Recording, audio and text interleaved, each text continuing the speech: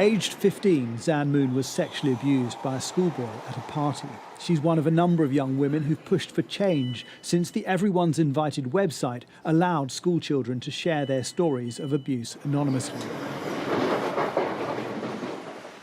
And this week she was invited to the Department of Education. So I'm going to go in and ask them to update the curriculum so that we have sex education as a standalone subject, that boys can be tested on consent. I think there needs to be more support and accessibility for victims so that we can easily come forward. And there needs to be a rehabilitation programme for the boys and the perpetrators so that when they offend, they're not just punished but educated. Now the school's inspectorate's calling for similar changes after its investigation found sexual harassment was normalised among school children.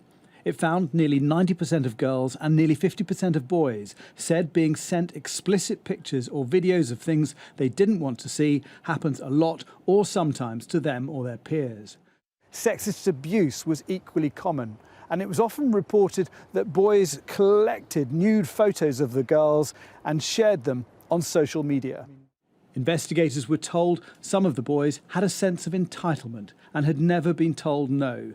They talked about a sense of male superiority in the school. I must ask the Minister, why has it taken so long? Labour says there were warnings of this problem back in 2016. The government says it did act then, but it will do more now.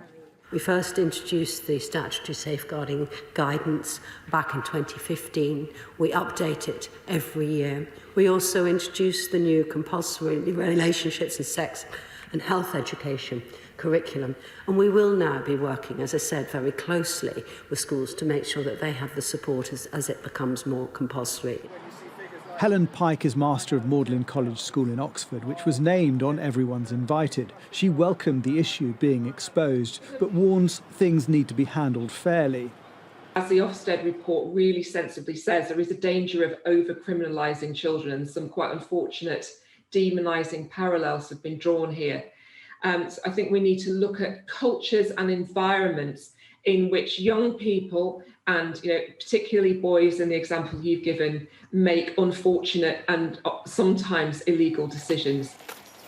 The Department of Education says teachers will be better supported.